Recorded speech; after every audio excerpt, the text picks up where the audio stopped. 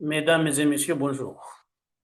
Vous êtes sur l'élan africain et je vous en remercie. Aujourd'hui, les Congolais s'attendaient à une descente massive dans les rues pour protester contre la révision constitutionnelle dans leur pays.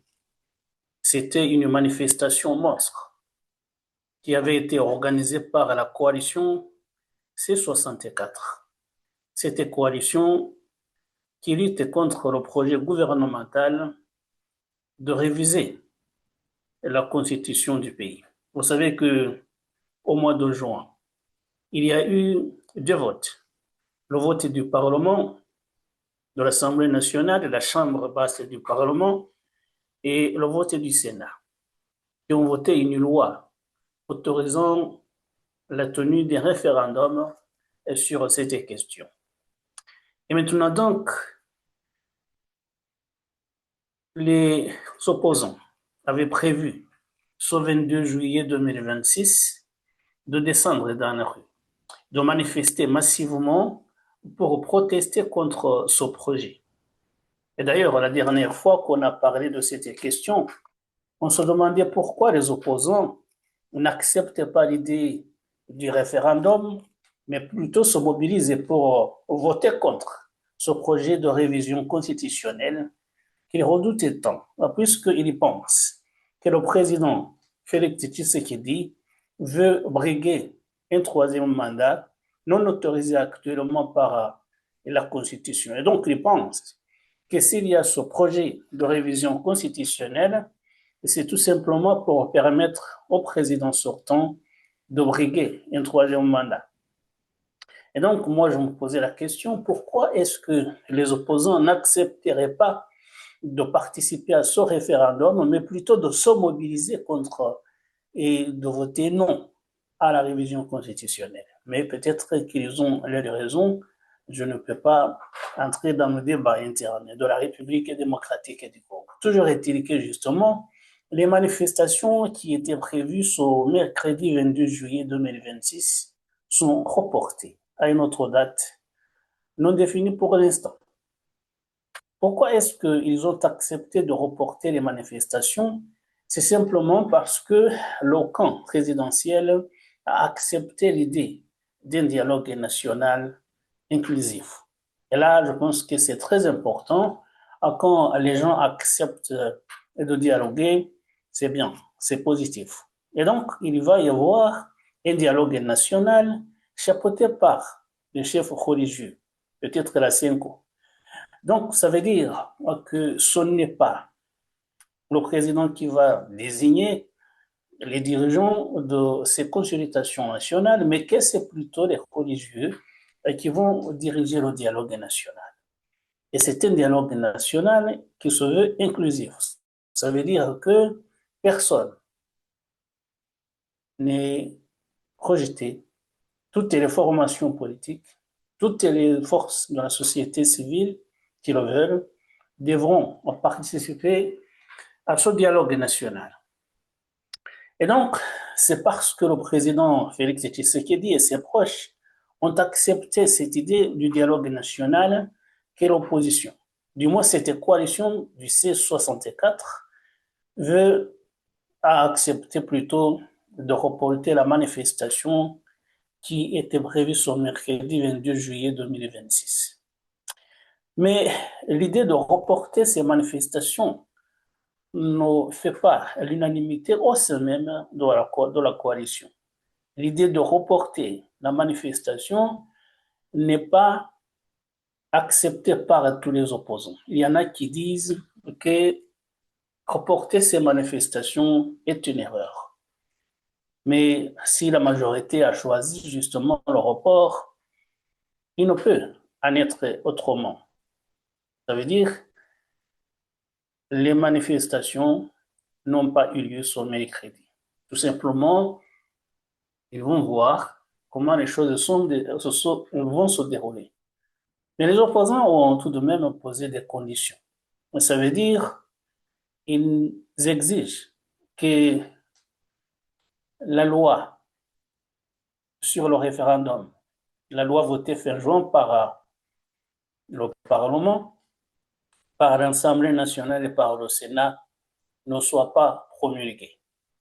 Elle exige justement que d'ici le 15 août, le président ou tout simplement les dirigeants qui vont chapeauter ces consultations nationales doivent avoir défini la date du dialogue national. Ce qui veut dire qu'il y a tout de même un début d'accord. Il y a l'idée du dialogue national, mais il y a des conditions de la part de l'opposition qui, pour certains, pensent peut-être qu'en acceptant le dialogue national, le président Tshisekedi voulait tout simplement gagner du temps. Et c'est pour cela qu'ils ont choisi la date du 15 août pour que ceux qui doivent le faire aient choisi la date est définie, la date de début du dialogue national. Et pour cela, ils veulent que d'ici le 15 août, justement, le président renonce à promulguer la loi votée fin juin. Vous comprenez donc que on est loin d'un consensus national, mais au moins, il y a tout de même une sorte d'apaisement. L'apaisement de la part de l'opposition qui a accepté de reporter cette manifestation qui était prévue, même si l'idée ne fait pas l'unanimité au sein même de la coalition du C64. Et puis, il y a l'apaisement également de la part du pouvoir qui a accepté d'organiser un dialogue national. Ça veut dire que les deux camps sont dans la bonne voie. Ça veut dire ont envie de dialoguer. C'est très important quand on dialogue. Quand on accepte la main tendue, c'est toujours quelque chose de positif et salutaire pour le pays. Vous voyez, par exemple, s'il y avait eu ces manifestations qui étaient prévues sur mercredi, vous savez comment les choses se passent. Et des fois, il y a des casseurs au sein même des manifestants. Des fois, il y a l'usage de la force de la part de la police, ce qui peut causer des dégâts énormes, tant sur le plan humain que sur le plan matériel. Et donc, pour cela, je salue la position des uns et des autres. La position du camp présidentiel, mais également le camp de l'opposition et qui ont joué l'apaisement, et toujours dans l'intérêt du peuple congolais. Je ne dis pas qu'il va y avoir des résultats positifs, mais l'idée même de dialoguer est quelque chose à saluer. C'est très positif. Et puis on verra le comportement des religieux qui vont diriger ce dialogue national s'ils ne vont pas être accusés de parti pris comme on l'a vu dans le passé. Dans tous les cas, on va attendre l'issue du dialogue national et ce sera toujours, même si peut-être les résultats ne sont pas concluants, mais le fait même que les gens dialoguent, il en sort toujours quelque chose. Peut-être que pas ce qu'on attendait, mais il y a toujours quelque chose qui sort du dialogue, des discussions franches et honnêtes. Et on attend de voir. Est-ce que c'est le président qui va renoncer à réviser la Constitution? On va le voir, ou tout simplement, il va y avoir une révision, ça veut dire modérée, sans permettre au président de briguer un troisième mandat, réviser d'autres dispositions constitutionnelles. Tout cela, justement, c'est sur la table des discussions lors du dialogue qui va venir. Mais il y a une inconnue. Vous savez, c'est un dialogue national et inclusif, mais il y a une rébellion dans l'est du pays, AFC M23. Son président, un certain Corneille Nangaa, a rejeté l'idée même de ce dialogue national. Et on sait que Corneille Nangaa est quelqu'un qui est très proche, on l'a vu, de l'ancien président Joseph Kabila. Joseph Kabila, ses proches font partie de ceux qui ne sont pas pour le report des manifestations qui étaient prévues ce mercredi. Mais ils étaient aussi pour le dialogue national. Et voilà donc qu'un de leurs alliés de circonstance, à savoir Corneille Nangaa, rejette l'idée du dialogue national. On peut dire que le camp Joseph Kabila va vers le dialogue national à reculons. L'idée du dialogue national ne les arrange pas tellement. Parce que vous savez, Joseph Kabila a été accusé de trahison et ses proches n'ont pas apprécié. Ils auraient voulu plutôt manifester, montrer toute leur colère. Et voilà que certains des opposants qui sont leurs alliés au sein de cette coalition du C64 sont parvenus à les convaincre de reporter la manifestation. Donc la manifestation n'a pas eu lieu, même si peut-être elle a été reportée, elle n'a pas été annulée, mais elle a été reportée, elle n'a pas eu lieu le mercredi 22 juillet 2026 comme c'était prévu auparavant. Et donc je soupçonne le camp Joseph Kabila de ne pas très bien apprécier l'idée d'aller vers le dialogue national. Ils voulaient, certains du moins, ils voulaient en découdre avec les proches du président Félix Tshisekedi, avec qui, bien sûr, le courant ne passait pas très bien. Mais ils ne pouvaient pas faire autrement. Et voilà donc que leur allié de l'Est, Corneille Nangaa, monte au créneau et dénonce l'idée même d'organiser un dialogue national. On voit d'ailleurs pourquoi il est contre le dialogue national, lui dont le mouvement, l'AFCM 23, est engagé dans les pourparlers de paix avec le gouvernement de Kinshasa. Si vous acceptez de dialoguer, ça veut dire de discuter avec le gouvernement déjà, même si pour l'instant, les combats, les armes ne se sont pas encore tues définitivement. Mais on sait qu'il y a des pourparlers qui sont en cours entre la rébellion de la FCM 23 et le camp gouvernemental. Ça veut dire le gouvernement de Kinshasa. Et donc, si vous dialoguez avec le gouvernement de Kinshasa, même si vous êtes dans une rébellion armée, pourquoi est-ce que vous rejetterez l'idée du dialogue national inclusif avec d'autres membres de la communauté politique congolaise? C'est une question qu'il convient de se poser. La position de la rébellion, ça veut dire de Corneille Nangaa, puisque c'est lui qui s'est exprimé au nom de tous ses collègues du mouvement. Pourquoi est-ce que vous rejetez cette idée du dialogue national alors que vous avez accepté de dialoguer avec le gouvernement? Et pourtant, vous avez votre part dans ce qui va arriver. Vous avez des pourparlers, on le sait, on le voit, même si vous vous accusez mutuellement avec le gouvernement de violer les accords déjà signés. Mais participer au dialogue national aurait été également un point positif, du moins dans l'opinion nationale et internationale. Et voilà donc l'idée du dialogue national qui se profile. Et jusqu'à présent, on ne sait pas où ce dialogue national va se dérouler. Parce que justement, il y a cette rébellion dont on parlait de l'Est. Les rebelles ne peuvent pas se rendre à Kinshasa si jamais ils acceptaient de participer aux travaux du dialogue. Ils n'iraient pas à Kinshasa, bien évidemment. Et donc, il faudrait qu'on choisisse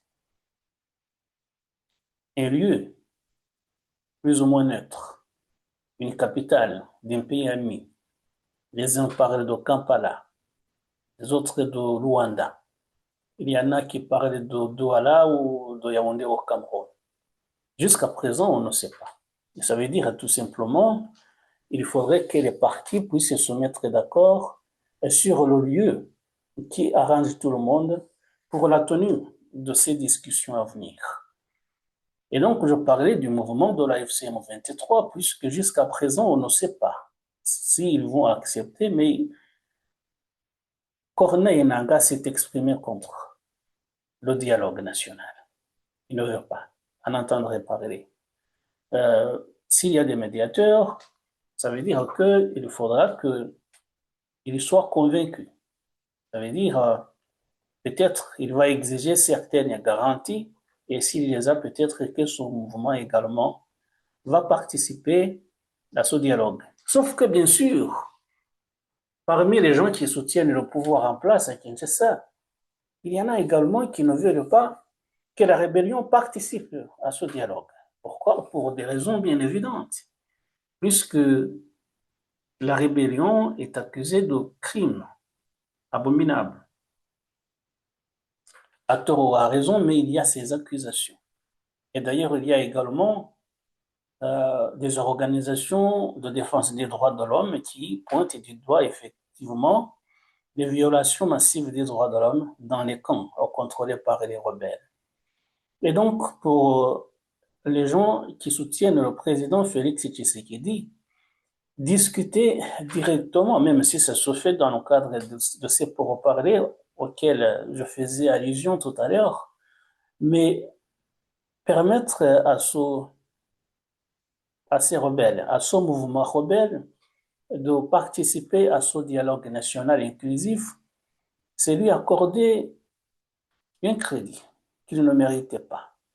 Et donc, il y a des gens qui ne veulent pas entendre parler de la FCM 23 au sein de ces discussions qui vont être organisées très prochainement. Et donc, ça veut dire, même si il y a l'idée qui pointe, il y a, je parlais de l'apaisement de la part des uns et des autres, et il y a un apaisement de la part de la coalition de l'opposition qui a accepté de repousser les manifestations qui étaient prévues ce mercredi. Il y a l'apaisement de la part du camp présidentiel qui a accepté l'idée du dialogue national. Tout cela est positif. Mais il y a justement ce point noir du mouvement de l'Est qui rejette l'idée du dialogue national. Vous voyez, il y a ce point noir. Mais même si on mettait à côté la rébellion de la FCM 23, il y a beaucoup d'inconnus dans ce dialogue. Il y a la ZENCO, il y a les chefs religieux qui vont chapeauter la tenue de ces travaux de dialogue national inclusif. Mais pour l'instant, on ne sait pas encore l'agenda exact. Ça veut dire l'ordre du jour concret. Ce qui est prévu, bien évidemment, les discussions en cours, les affrontements qui ont eu lieu, c'était sur la révision constitutionnelle pour ne pas permettre au président Félix Tshisekedi de briguer un troisième mandat.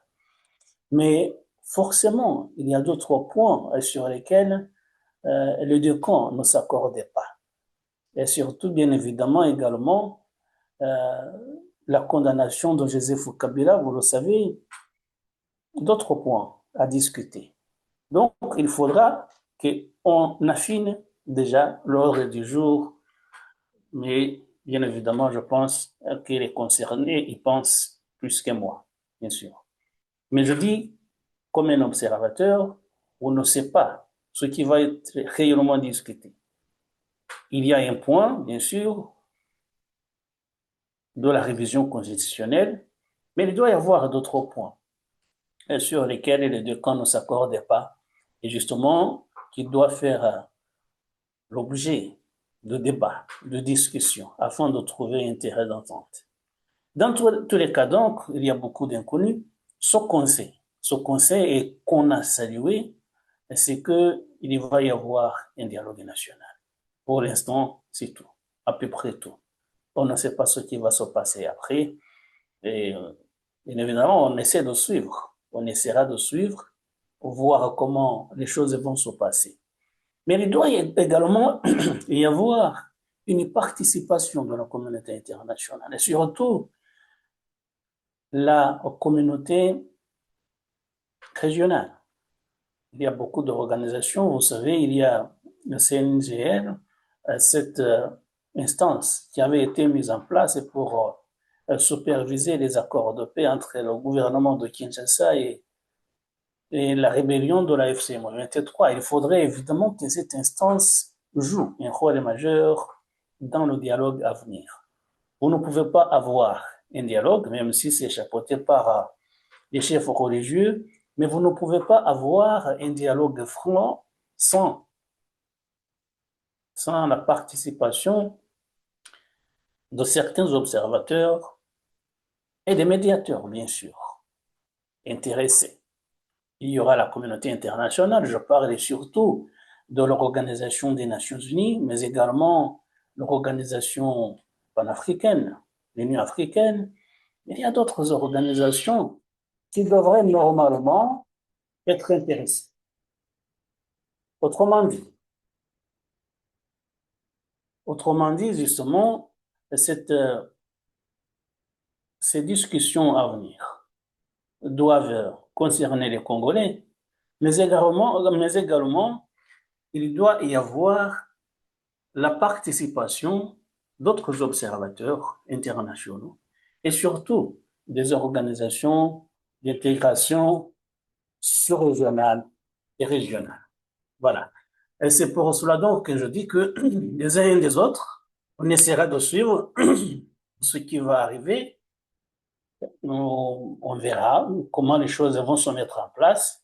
Mais ce qu'on voulait saluer aujourd'hui, tout simplement, c'est cet apaisement, ce report des manifestations qui étaient prévues ce mercredi, mais également l'idée même d'organiser un dialogue national. On n'a pas compris pourquoi la rébellion ne veut pas participer à ce dialogue, même si également certains du camp présidentiel ne veulent pas en entendre parler. Tout cela, bien évidemment, est sur la table, mais dans tous les cas, la situation en République démocratique du Congo sur le plan politique est pour l'instant incertaine.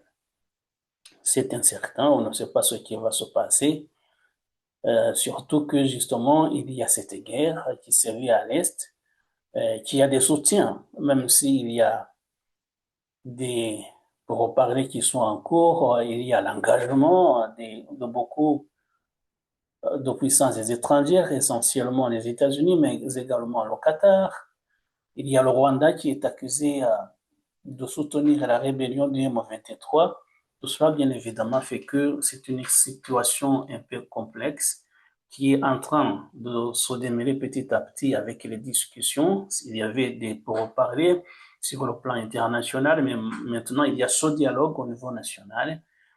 On essaie et on espère que cela aboutira à une paix durable sur le plan interne et surtout mettre fin aux armes. Ça veut dire à la rébellion armée ou à ce conflit qui sévit à l'Est et qui a fait beaucoup de dégâts, qui a fait souffrir beaucoup de Congolais, qui a fait beaucoup de déplacés. Et j'espère justement que ce dialogue permettra d'arriver à un résultat tangible pour l'intérêt des Congolais dans l'ensemble et pour le bien, bien évidemment, de la communauté internationale. Mesdames et messieurs, merci encore une fois de nous avoir prêté attention. À très bientôt pour d'autres sujets. Au revoir.